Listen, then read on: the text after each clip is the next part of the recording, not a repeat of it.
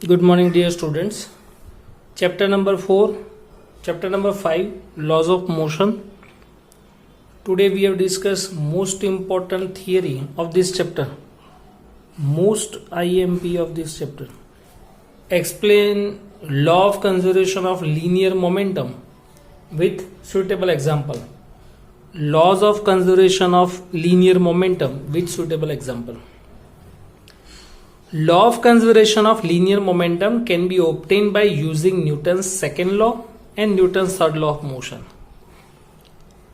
First point is law of conservation of linear momentum is obtained by using Newton's second law and Newton's third law of motion. Law of conservation of linear momentum is a universal law. When bullet is fired from the gun, bullet moves in forward direction and gun moves in backward direction. जब rifle में से bullet firing होगी तो force applied by gun on bullet is F vector. So then force applied on bullet on the gun be minus F vector. Force applied by gun on bullet is F. तो gun के ऊपर bullet भी force apply करेगा, कितना? तो minus F. And this two force act from equal magnitude and opposite directions for time interval delta T. So by second law of motion, change in linear momentum of bullet is equal to F into delta T. वैसे तो change in linear momentum means final minus initial, लेकिन initial linear momentum of bullet become zero. Why? क्योंकि starting के अंदर जब firing नहीं हुई थी उसके पहले बुलेट वो गन के अंदर स्टेशनरी कंडीशन में था, तो initial linear momentum become zero. तो change in linear momentum is equal to final linear momentum and is equal to F vector dot delta T. Same as change in linear momentum of rifle या change in linear momentum of gun is equal to minus f vector into delta t. Initially both are at rest position, means initial linear momentum becomes zero. Bullet and rifle या bullet and gun both are in stationary condition, so initial linear momentum becomes zero, and final linear momentum of the system pf vector is equal to pbf plus prf. b for bullet, r for rifle, या g R की जगह आप G भी लिख सकते हो, G for gun. And PBF is equal to F into delta T and minus F into delta T. तो final linear momentum becomes zero. Means initial linear momentum is equal to final linear momentum. Means linear momentum remains constant for any isolated system. Statement: for any isolated system means if external force, if resultant force acting on system becomes zero, so this type of system is isolated system. Isolated system का means मतलब क्या है कि force उसके ऊपर zero apply हो रहा है. For any isolated system, total linear momentum of the system remains constant. For any isolated system, total linear momentum of the system remains constant. So this is a most important theory, law of conservation of linear momentum. Once again, law of conservation of linear momentum can be obtained using Newton's second law and Newton's third law of motion. When bullet is fired from the gun, bullet moves in forward direction and gun moves in backward direction. Force applied by gun on bullet be f vector, then force applied on bullet by gun is minus f vector, and two forces are equal time interval delta t. फिर हमने लिखा change in linear momentum of bullet F vector into delta T, change in linear momentum of rifle या gun is equal to minus f into delta t. Initially gun and rifle both are in rest position, तो initial and linear momentum become zero, और ये दोनों का addition करोगे तो आपको final मिलेगा. Initial is equal to final means for any isolated system total linear momentum of the system remains constant. Next, what is the friction? Explain static frictional force. Whenever there is a relative motion between two surfaces, the force due to which relative motion is retarded is called frictional force.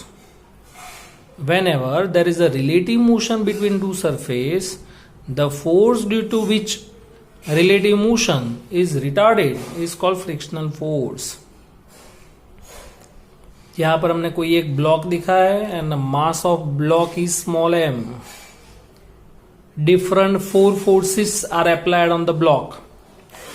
First is normal force produced in upward direction. Always normal force perpendicular to the surface. Always normal force are perpendicular to the surface of block. अगर आप block को ऐसे रखोगे slope के ऊपर तो normal force ऐसे होगा. तो normal force always perpendicular to the surface to the block. Weight force in which direction? Always downward. Weight force always downward direction में होगा. ये external force applied on block. और always frictional force can be produce in the opposite direction to the force. Frictional force can be produce opposite to the external force. तो weight force W, normal force N, balance each other. Let's horizontal force F apply to the object. जब तक आप external force apply नहीं करो तब तक ये दोनों फोर्स प्रेजेंट होंगे. Frictional force become absent. जैसे ही आप एक्सटर्नल फोर्स अप्लाई करोगे frictional force can be present and frictional force oppose to the external force. यानी जो फ्रिक्शन प्रोड्यूस होगा वो एक्सटर्नल फोर्स का ऑपोज करेगा, यानी वो ऑब्जेक्ट को मूव होने नहीं देगा. If F is only force acting on the body may be of very value, then also acceleration can be produced, but their object does not move, hence there should be force which act in opposite direction, and this force is frictional force. Laws of static friction. Laws of static friction. Maximum static frictional force does not depend on area of contact between surfaces. Maximum static frictional force does not depend on area of contact between two surfaces. Maximum static frictional force is proportional to normal force. Means Fs max directly proportional to n. Proportionality sign हटाओ तो यहां पे constant आएगा μs.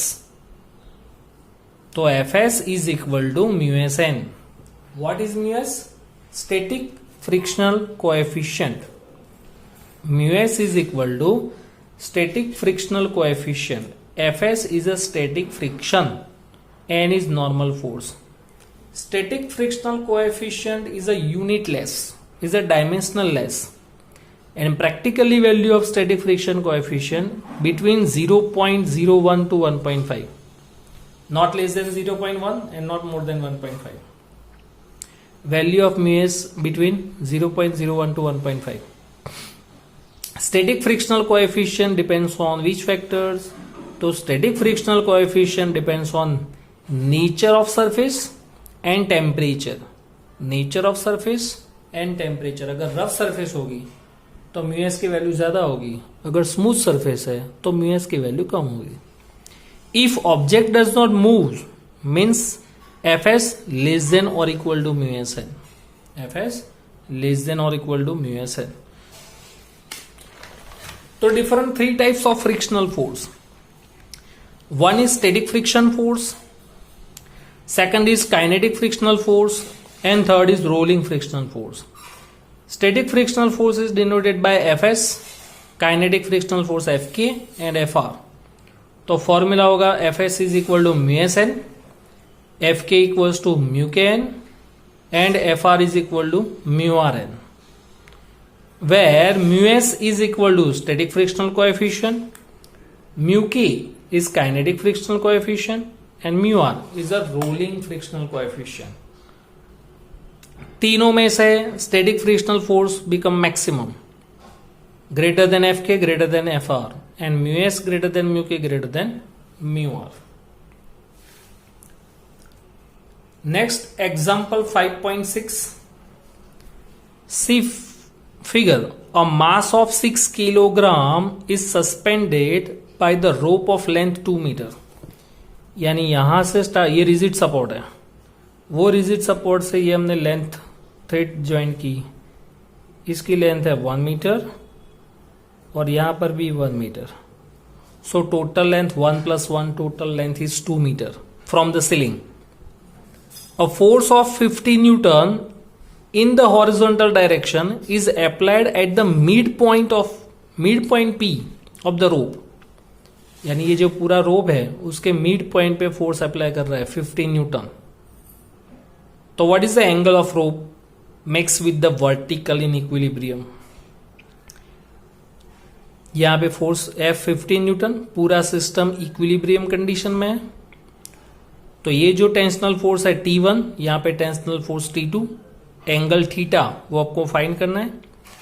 जिस direction में angle बनेगा वो होगा cos component, another sine component.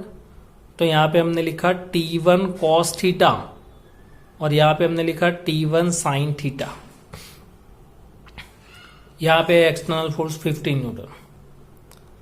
हम पहले ब्लॉक की बात करें तो ब्लॉक के ऊपर different 2 forces applied. T2 is equal to mg.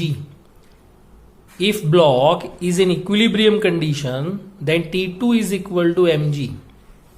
M is equal to 6, G is equal to 10, 60 Newton. अब पूरा सिस्टम इक्विलिब्रियम कंडीशन में है तो हम कंपोनेंट्स कंपेयर करेंगे. ये दोनों इक्विलिब्रियम कंडीशन में मीन्स सारे कंपोनेंट सेम है. ये दोनों हॉरिजॉन्टल कंपोनेंट की बात करें तो ये दोनों सेम मैग्नीट्यूड ऑपोजिट डायरेक्शन. तो हमने ये कंपेयर किया T1 sine theta equals to F.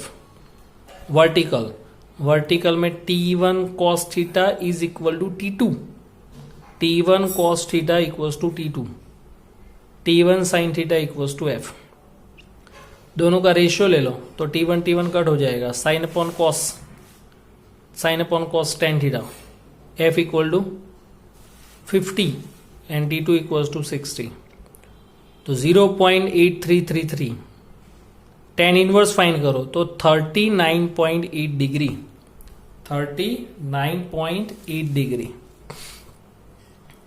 Next है एक्सरसाइज 5.15.